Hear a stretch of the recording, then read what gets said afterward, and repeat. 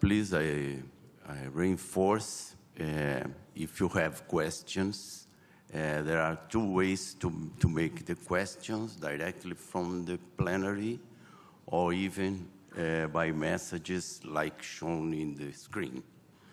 I reinforce again the necessity for keeping 10 minutes of presentation in order to permit major quantity of questions. I will be asking for Mohammed Matin for come and make his presentation, please.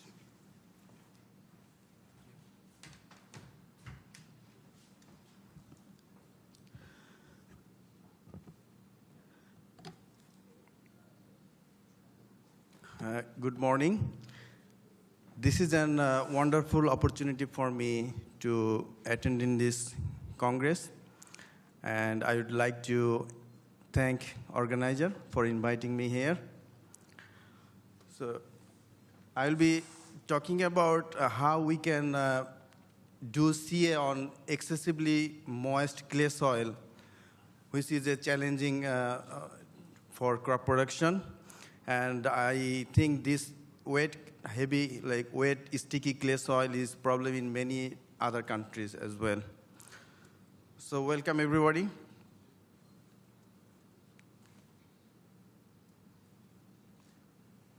So probably some of you might have already know the situation in Bangladesh. So yesterday we talked about small scale farming, but in Bangladesh, it is much smaller than what we discussed yesterday.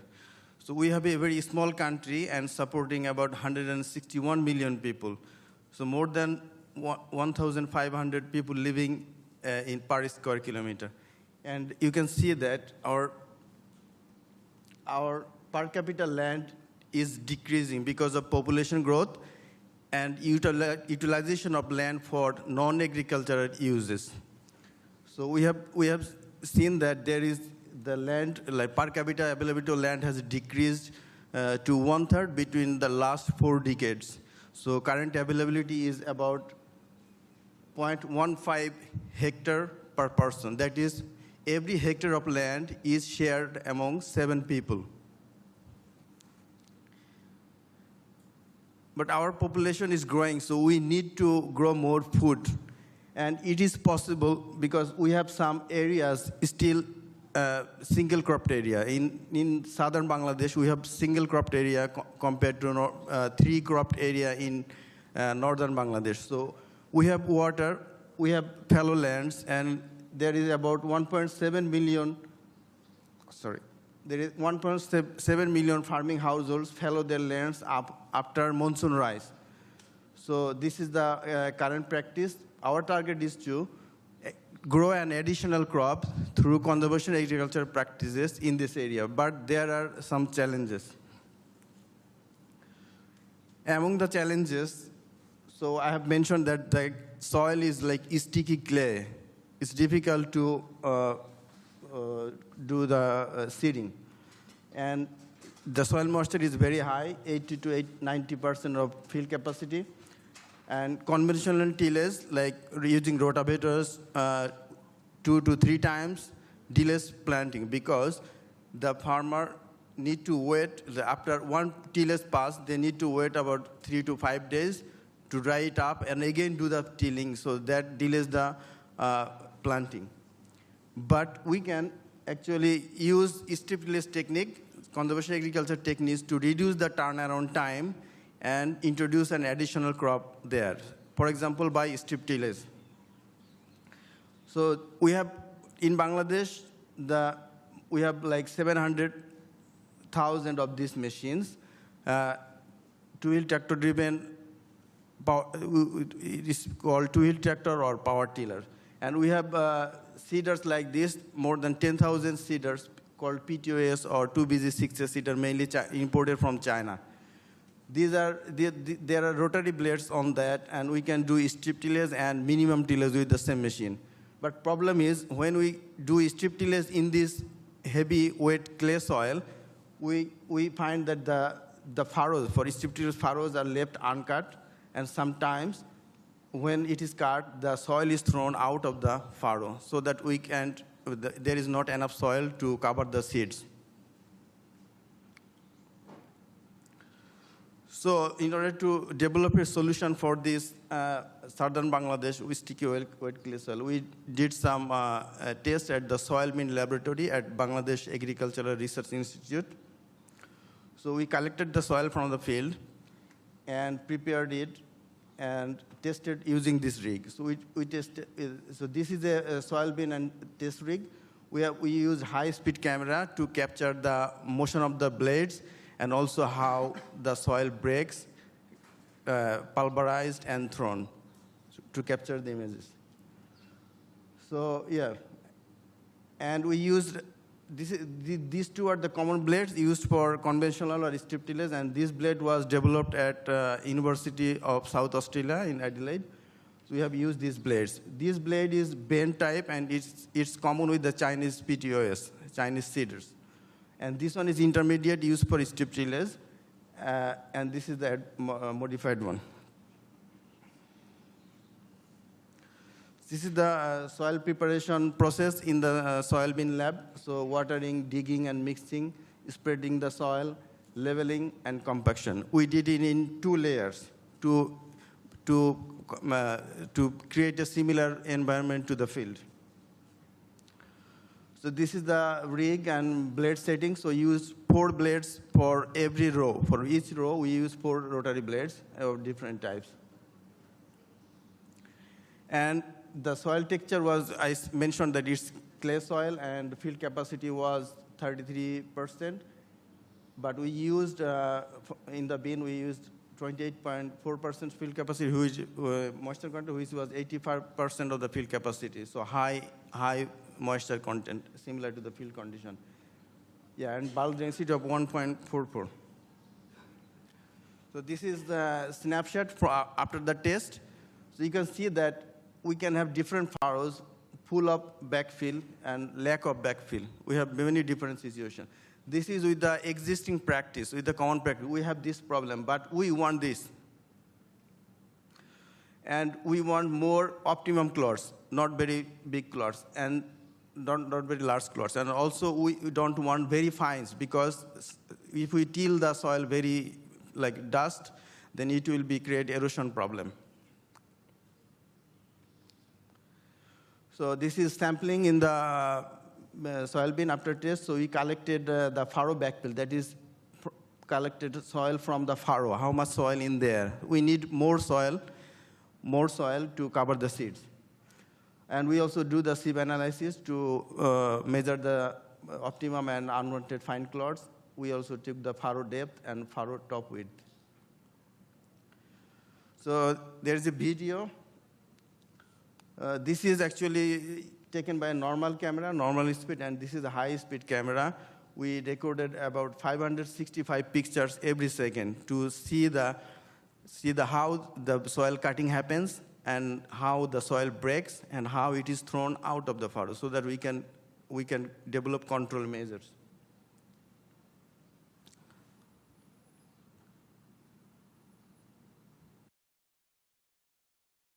So that's, with the normal speed, we can't understand the process, what happens there. It's very difficult.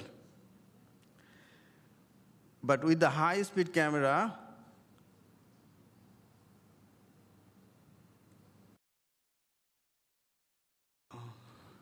oh, it's coming. Yeah, so this is about 200 times slower. So it runs 200 times faster. So this is at a slow speed. Oh, it's not coming there.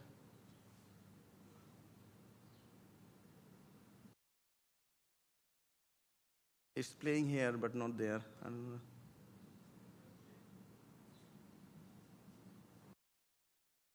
Can you please play that?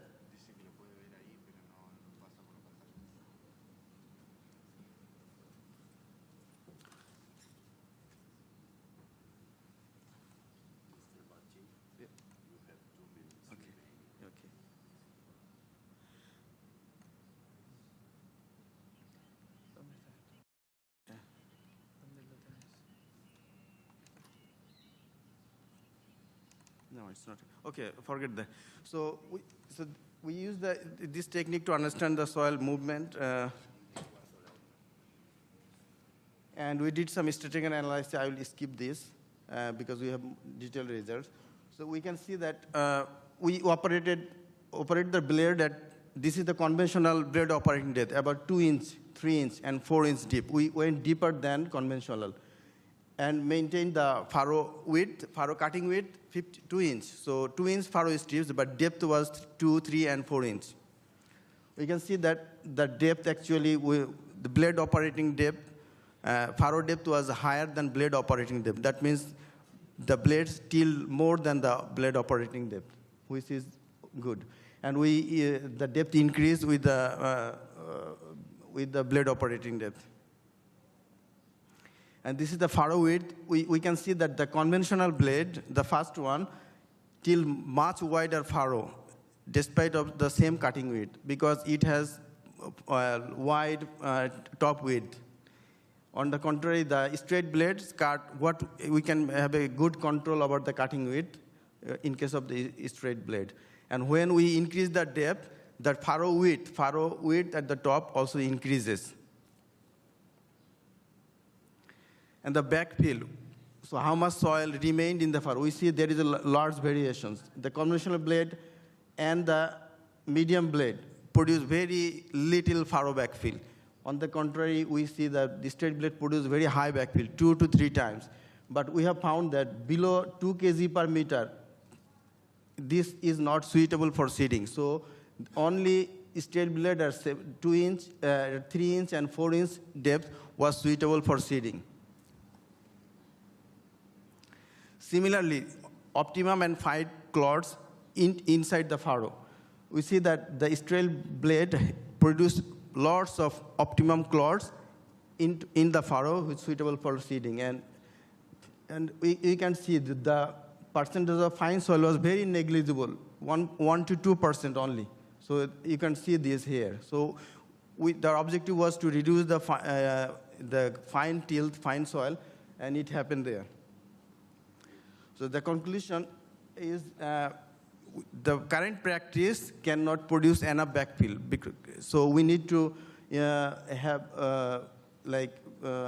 we need to use the modified blade, which is the straight blades, and need to till deeper in order to keep more soil and so that the seeds are adequately covered and ensure germination in this wet clay soil condition. So the recommendation is already said that we need straight blade and blade operating depth 75 to 100 millimeter.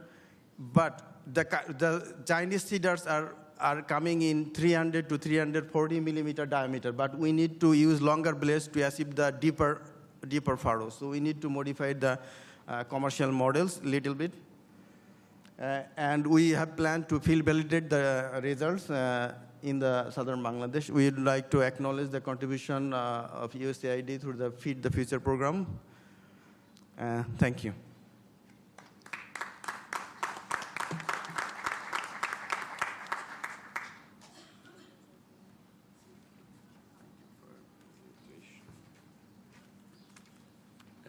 Thank you, Mr. Martin.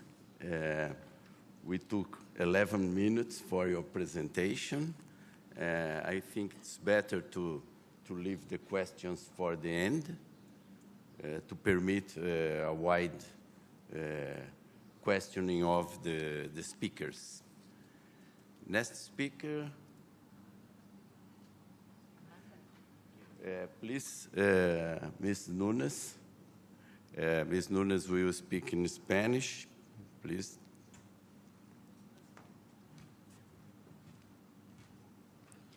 Hola, buenos días.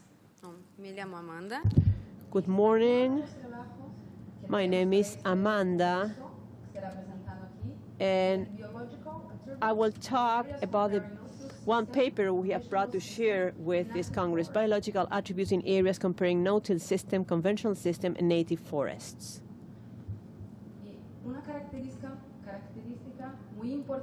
A significant characteristic of this study is that it involves a large multidisciplinary team coming from different institutions. We have this paper as well as many other papers presented in the poster area. The Londrina State University I am a part of, together with other participants of this Congress. Brazilian Federation of No-Till Agricultural, Itaipu Binational, Brazilian Federation of No-Till System and Irrigation, and Embrapa Forestry. In Brazil, there is no conservation agriculture,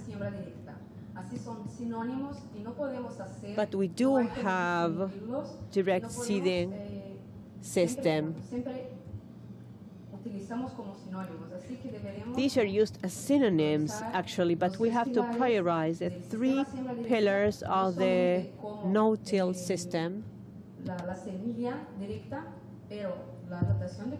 And we should discuss crop rotation, limiting soil disturbance, and cover crop or mulch. In today's presentation, we're going to talk about the soil organic matter, which is one of the living fractions of the soil organic matter. The biomass, microbial biomass carbon of the whole microbial biomass is used as quality indicator of soil. There are several initiatives underway. This is an indicator that responds to the change of environment, soil disturbance, crop biodiversity, and other management characteristics. In each individual area will change. These characteristics will result in microbial development of the soil. So these can be used as an indicator to know whether management is appropriate and it follows conservation agricultural rules or principles. Our objective today is to quantify microbial biomass carbon and the microbial quotient of 13 areas under no-till systems, comparing with conventional system, using as a reference a native forest. The methodology for this work, samples were taken from the watershed 3 in Paraná. I will show you a map so you know where this watershed is located. We collected 5 samples per area from 0 to 0.2 centimeters or 2 centimeters. This is the map. We are in the southwest side of Brazil, west to the Paraná state. Collection of samples were conducted in 6 watersheds in Paraná 3. In the further north, we have the southern Mato Grosso province, and neighboring to the west is Paraguay and Argentina. And here we have Foz do Iguaçu, also Brazil. And on the other side, we have the city of Cascavel. This Paraná 3 watershed, we've already heard a presentation earlier this morning. Part of our work includes the Cultivando Agua Boa project. I will talk about the index or the indicator that we use to rate the no-till system. One of the assessments we conducted was the IQP, which is the Participative Quality Index for the no-till system. The important thing of this indicator that it is participative. So we don't only analyze what we don't analyze all the information provided by Research Institute, but we also have an interaction with the farmers. At the end of this initiative, we give farmers a sort of payback or return so they can improve the quality of their management. So the idea is to achieve a quality no-till system. Another methodology used was the DRES that was launched by the National University in Londrina together with Embrapa and other institutions. This is a rapid diagnosis of soil structure. This is part of this whole project, which is Solo Vivo and Cultivando Agua Boa.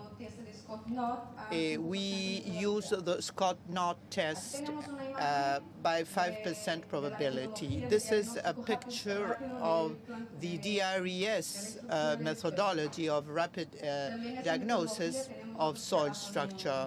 We also conducted other works and other projects under this methodology. Regarding microbiological attributes compared or vis-a-vis organic matter, the native forest provided the best results, and we were able to achieve the best quality for the microbial community development. So we as well achieved a better soil structural quality, higher organic matter content, and we also improve the microbial carbon mass and the microbial quotient.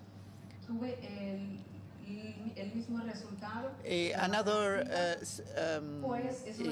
field under no-till obtained the same results as forest, native forest. Here we have a high quality indicator for no-till system. In this area, no-till system has been in place for 24 years with no soil disturbance, and there is a good and appropriate crop rotation. Other areas are considered conventional agriculture areas that are planted to cassava. And so the quality index or the quality rates are lowered compared to native forest areas or no-till systems. The main conclusions of this project, of this work, is that crop rotation and non-soil disturbance or minimal soil disturbance favored the maintenance of soil organic matter. We also found that soil disturbance may accelerate the oxidation of soil organic matter, and therefore we can have an unwanted momentary increase of soil microbiota. So it is very important to have a high microbial activity because this is beneficial for the environment. And the no-till system was effective in providing favorable conditions for the development of the soil microbiota. This confirms that no-till systems as used in Brazil is equal or is synonym of conservation agriculture. Thank you very much.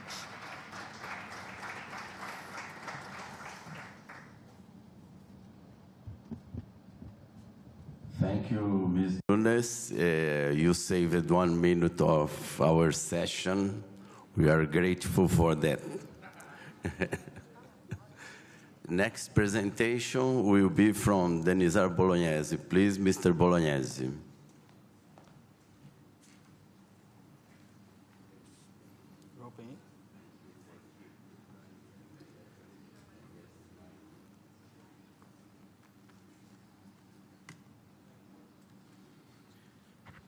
Good morning.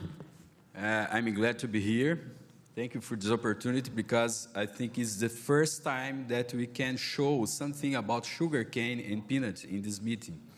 And we don't have time to show all the state of art about this subject. Then I will try to show some results from the last growing season. And I shared this paper with my undergraduate students and a colleague from my institute and a professor from São Paulo State University. Okay. First of all, we need to understand how is the sugarcane crop system, and secondly, to understand why I will present something about peanuts.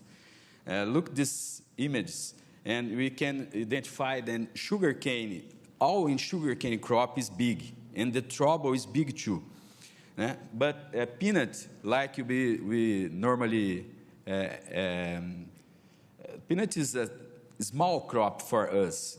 It's just 100,000 hectares in comparison with 6 million hectares in São Paulo State.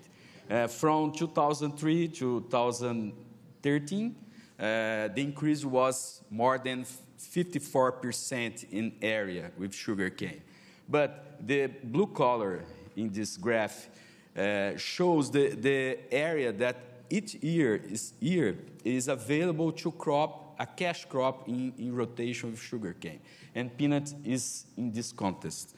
Okay, 90% of peanut in São Paulo State is in partnership with sugarcane. Okay, but normally, look, these pictures is a son, the father, and grandfather without land, then needs the partnership with sugarcane. And areas less than 150 hectares. And the other side, we have a big crop that we have all the knowledge about no-tillage, and we know that it's possible to do the no-tillage in crop rotation with a new reality that we have nowadays. Then, if the farmers, peanut farmers, I think it must do the conservation agriculture. Otherwise, they need to move to the other state, and the consequence will be the increase in the cost of production. Okay, look this sequence of photos. The first one is the reality nowadays. All the sugarcane in our state is harvested without burning. And in this partnership, the number of operations is at least 6 or 7 times more to do the same service than in the past when the sugarcane was burning. And to do this, we need to increase the space between terras. And this is the consequence in one level, but we know the last growing season, problems like this. This erosion was built in 2 days after 400 millimeters in 1 week. And the problem with erosion can happen after the harvest of peanut, in this case, or at the beginning of the new sugarcane crop. Then it's very important to give to the peanut farmers the idea and the possibility to grow without tillage. I've been working with this issue for many years. Then I have many results, and I try to point just the most important in my opinion. The reduction in soil erosion. Here is in sugarcane, here is in pasture, after soybean or after a cover crop. But we have challenges in this new possibility to develop a growing peanut crop, especially in soil compaction. Then we restart this kind of research, and the last 2 growing seasons, we carry out 5 trials that I will present some results for you. It's not a new information, the possibility to do this, okay? And this is the pattern, not nowadays. Then here's peanut in no-till, side by side the plots with completely tillage, and here is no-till the other side is the strip-tillage. And then, for us, we have the possibility to use this new equipment. I don't know if it's okay. Here is the big plot, conventional tillage. This size is no tillage situation. Look, the sugarcane ratoon, the last old row of sugarcane is this way, and the farmer plants the peanuts this way. And we can identify uneven. We don't have a good pattern in comparison with this pattern of crop. Okay? To reduce this problem, this kind of equipment can open the furrow and improve the quality of crop. Okay? Then we plan 5 experiments last 2 growing season. This is the pattern of our soils, the 50% of sugarcane soils in Brazil, in sugarcane area, and the other just one experiment was in this kind of soil with a great content of sand. To evaluate the soil compaction, we use this kind of equipment. It's a penetrometer. I don't know if it's the correct term in English, but why we use this? Because it's fast and easy. And nowadays we have the possibility to get 1 point in just 1 minute, and from the top to the 55 centimeters. Okay, and after the digging operation, samples were taken from the windrow, and I will show the results about yield. And we try to open some trenches to understand how is the root system. And in this slide, we can compare a condition, the high soil moisture, in comparison a period with dry period, and we can identify in good condition of moisture. The red line is the conventional tillage, and during that period with low soil moisture, the profile show the highest value of soil penetration resistance in the conventional tillage. My time is finishing. I don't have time to show all the results. I will go directly to the results about, but just look here.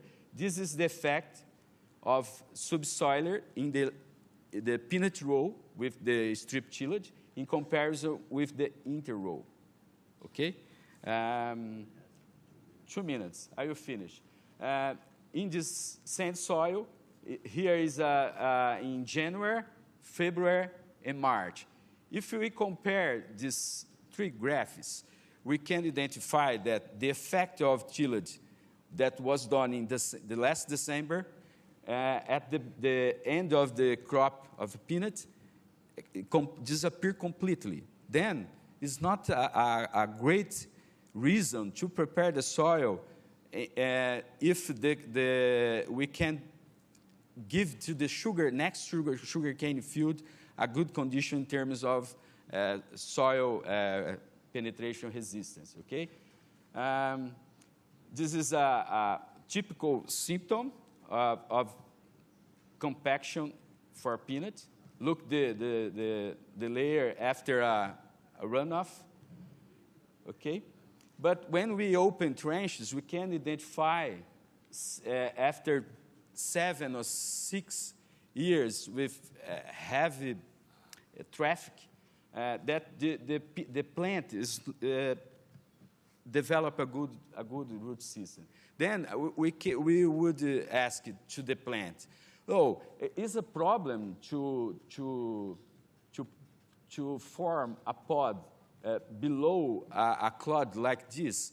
And probably the answer from the plants will be no, yes we can. But on the other hand, when we think about the crop, we need to take account this situation. This is a real situation in peanut area in Brazil. Look the size of these clods. It's like a basketball. It's a serious problem. Then we can neglect this kind of problem. Here, the results in terms of production, and the clay soil 3 times lower in no-till, and a sand soil, the strip-tillage and conventional is the same pattern.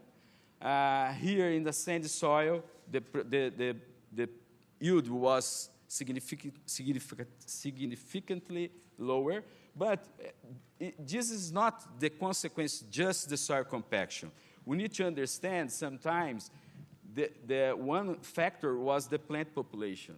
Then when the plant population is much lower, we have an increased problem in terms of soil pod production. We don't have time to explain all the details. And my conclusion, in terms of soils with high content of clay, the pod yield was 3 times in no-tilled, and in strip-tilled 26% lower in comparison with conventional tilled. For sand soils, no problem was identified in terms of yield. Okay? In general, the highest value of soil strength, like more than 4 megapascal, was observed in no-tilled from 10 to 13 centimeters. But we need to take account the plant population and not just to explain the results with the argument of soil compaction. I wish to express my gratitude to CN National Council for the scholarship that we receive, and the AgriSUS Foundation for giving us the possibility to attend this meeting. Okay? Thank you.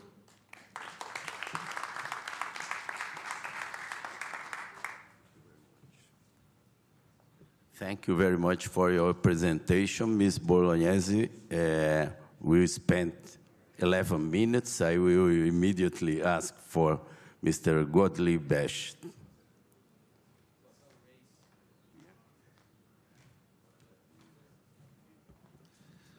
Well, thank you, Mr. Chairman. I will try to be brief in the presentation of this study on the mitigation of climate change through conservation agriculture in Europe. Well, my colleague Emilio already mentioned this study. I want just to outline and to provide a brief background on this study, also frame it with some facts and figures in order to understand better the relevance of this study in Europe, and then briefly present some main conclusions of this report. Okay. So, well, in Europe, you know, the Common Agriculture Policy drives agriculture, and well, it always defines great objectives in a period, for a period of 6 years. You see, in 2013, 2014, these objectives, main objectives of the Common Agriculture Policy were defined. Well, you know all of them. And to reply to that and the contribution that conservation agriculture can provide for these, to achieve these objectives concomitantly, we released in 2011 and 12 this report on how we can make sustainable agriculture through CA in the Common Agriculture Policy. In the meantime, the priorities changed a little bit, and nowadays climate action is definitely one of the top priorities of the Common Agriculture Policy. And this you can see in the calls for projects, scientific projects, research projects. A lot of them are dedicated to climate action, to mitigation, to adaptation, etc. And based on this, recently we also launched a new report, which was already mentioned. It's this one. If someone wants to have a look in detail, you can make it afterwards. So we did this, but just a few facts and figures that are behind the need also in Europe to have some climate action. You see, greenhouse gas emissions from agriculture by country is on average 10% of the total greenhouse gas emissions in the EU. These emissions vary from agriculture sources, vary between countries. The more industrialized have less emissions normally from agriculture than the more agricultural countries. And it also depends on the type of agricultural activity that prevails that decides whether the contribution of agriculture is higher or lower. You see here, within these 10%, the contribution of agricultural soils is more than 50%. So agricultural soils contribute with more than 50% to the emissions, greenhouse gas emissions from agriculture. And, you see here the two main sources of agriculture, especially soil, to the greenhouse gas emissions. One is certainly directly from the soil, which is the mineralization of soil organic matter and its transformation into minerals and carbon dioxide. So, and if you look to the situation in several countries of the European Union, for example here, UK, this is the results of a monitoring study between 80 and 95. Within 15 years, you see here very clearly the decrease of soils with higher levels of organic matter. Sorry. With higher also the decrease of medium soil organic matter levels and the increase of low, it's relative. If it was in Portugal, this low organic matter levels would be still rather high. The same for France. On the right side, you see the black spots with a decrease in soil organic matter prevail largely those where you find an increase. The same situation in Belgium. You see here within the period 82-85 and 2004-2007, the evolution of percentage of arable soils considered short in organic matter increased tremendously in all types of soil, independent on the texture. The same we experience, and the same thing is reported from Denmark. You see here the soil types GB 5 and 6 and 7, which are those mainly used for annual crop production, show a drastic reduction of soil organic matter. So, something's not going well also in Europe. And here a global map, a European map on the soil organic carbon balance on arable land. You see here the reduction prevails by large those areas in green, dark green and light green. You mostly find yellow, which is somehow stable, but the orange and the red indicate severe soil organic carbon losses. And there are other studies that show clearly that we have in Europe also yield stagnation in cereal production. And if you look to the right figure here, you see that the calculation of this Smart Soil project, which links the evolution of soil organic carbon in the soil and the yields. There is a direct link between soil organic carbon and yield reduction. So it's not by chance that yields stagnate in Europe in cereal production. Well, and this dimension of CO2 emissions from soils, well, this is a figure released by the EU Commission, and which says clearly that a reduction of only 0.1% of the soil organic carbon would correspond to the emissions of 100 million cars in Europe a year. So, well, just to have an idea, 0.1% of the existing soil organic carbon corresponds on a, well, average, well, it's not a bad soil. If we have 100 tons of soil organic carbon in 1 hectare, then it means it's 100 kilograms of soil organic carbon. And we know through tillage we easily lose much more than these 100 kilos per hectare and year. Or, on the other way around, with conservation agriculture, we could sequester much more than 100 kilograms per hectare and year. So we have also a second emission source, which is the fuel consumption, and we know from many studies here, just one example from Spain, that we can tremendously reduce energy consumption in several crops. This is an example of a wheat, sunflower, leguminous crop rotation, and we clearly see the effect. Now, the results of our study are based on what? Are based on calculation and compilation of results of carbon sequestration from the different biogeographical regions in Europe.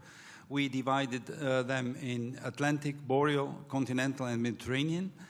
And we arrived to average sequestration values, which you can see over here. It's not by chance that in the Mediterranean region the sequestration rates through conservation agriculture are much higher, because the actual levels are much lower, so the potential is also much higher. And then we look to the area under crops that we know that can be easily cultivated under conservation agriculture, and in Europe this is around around 112, no, it's 90 million hectares, which corresponds to 50% of the utilized agricultural area. And in permanent crops, fruits and berries, we have around 30 million hectares, which correspond to 6% of the utilized agriculture area. So, yeah, I will finish very soon. Based on the different sequestration rates, the area under arable, under annual crops and permanent crops, we calculated the amounts that potentially could be sequestered with conservation agriculture, which we know corresponds in permanent crops to ground covers in between the rows, and also to maintaining the pruning residues of the crops. So altogether, you see here the results. It's much more in the Mediterranean, both in annual and perennial crops, and also in annual crops you have also a huge potential in the eastern biogeographical region. Altogether, both can, as you can see here, have the potential to sequester almost 200 megatons of CO2 per year. And, well, we can make some calculations to what this corresponds. So the first conclusion of this study is the adoption of CA could, on around 87% of annual cropland and on all permanent crops in UE 28 could potentially remove 200 megatons of CO2 per year. This would correspond approximately to the emissions of 50 coal-fired power plants, and it would also cover 20% of the EU's emission reduction commitments in the non-emission trading system sector. In addition, further greenhouse gas emissions could be reduced through less consumption of fuel and also other inputs like fertilizers, machine production, and so on. We all know the benefits that CA has not only for mitigation but also for adaptation, but this is also an issue in this report, but it was not possible to include it here all. And finally, I would say that conservation agriculture is the only way forward to make agriculture a sink and not a source for greenhouse gas emissions. Thank you very much.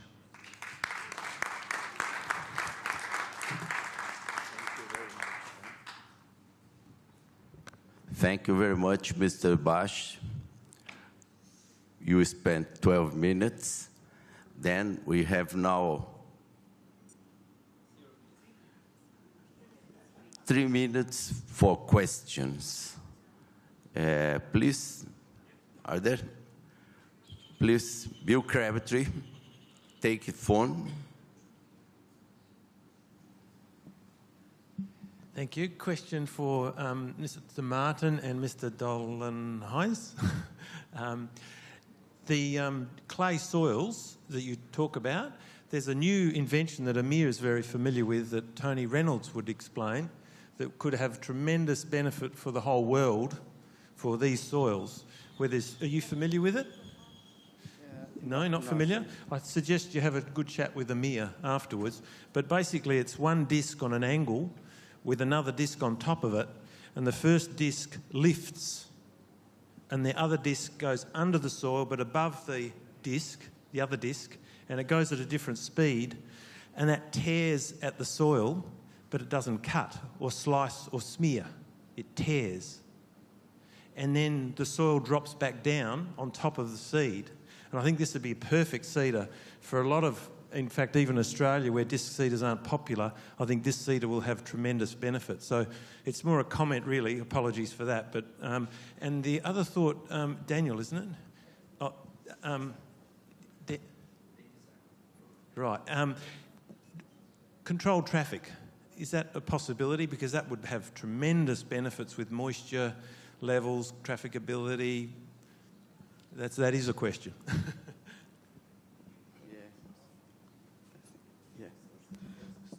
Thanks, Bill. Actually, the Australian situation and Bangladesh is completely different because we are talking about $500 seeder unit. So, and we have like the weight of the machine is like 120 or 30 kg. So we have penetration problem with the disc. So we don't like promote this technology because we only can able to have a rotary machines because we have traction problem as well. So this is two-wheel tractor, only 12 horsepower. But that's a good suggestion. If we can, like for maize, where there is only 2 rows, we can consider about that. Thank you. I would suggest those two concerns aren't really concerned with the seeder. Okay. Thank you for the question, Bill. I think the control traffic is a reality nowadays in Brazil. It's no problem. It's increasing year after year, but we have more than 400 different companies in the southeast of Brazil, the sugarcane mills. And we have sugarcane mills with a high technology, because this technique, we need money to pay, because change all the space between rows, and need the quality of tires, and a lot of different changes the company need to put in the same time. But I think nowadays less than 10% of sugarcane mills use the control traffic.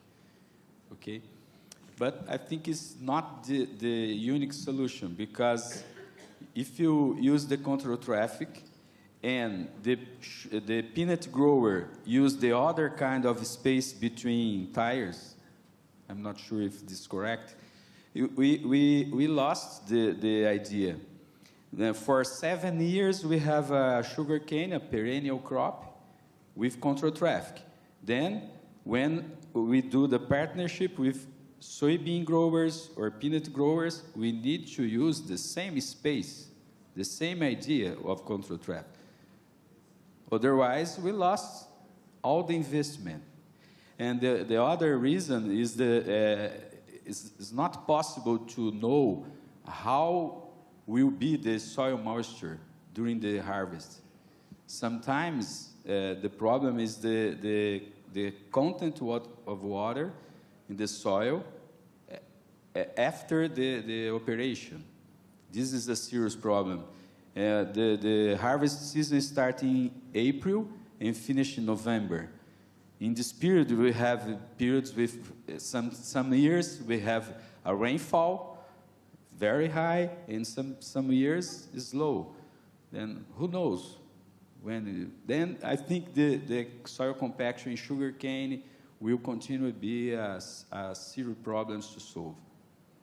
I have one idea: the intercrop with green manure in the interrow of sugarcane every year.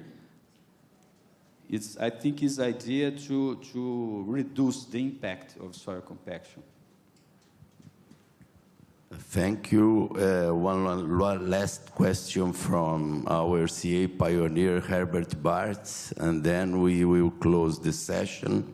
We suggest you make your question directly for the other speakers during the other sessions. Thank you. Go ahead, please, Mr. Bartz. Oh, thank you. At first, I would confirm Mr. Abdul's statement that we had in the early years of no-till when we used rotavator tillages, seed planters, the same problem that built up plots that damaged or caused big damages in the outcome of the seeds. We had that same problem. Eh? But to Mrs. Nunes, I'm very happy to hear from her that really the biggest mitigation of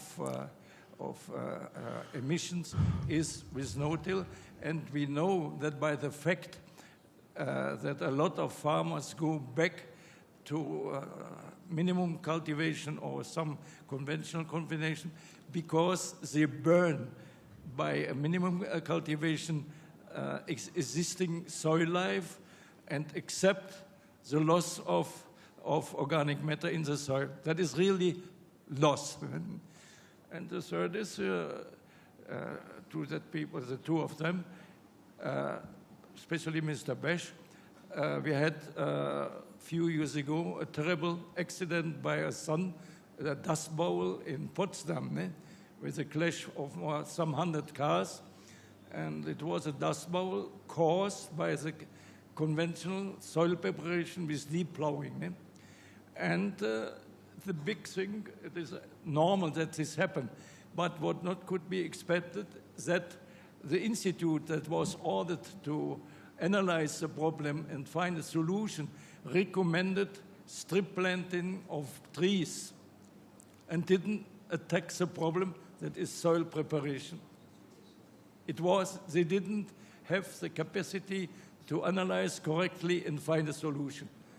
And I would finally constate something to the public.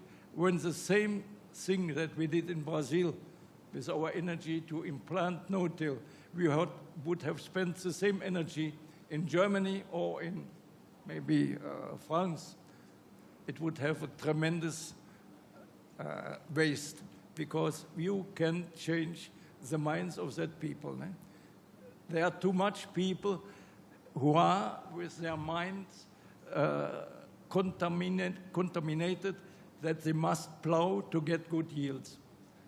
And that is impossible. We call that in Brazil, that is cerebral compaction. My congratulations to your presentation. Yeah?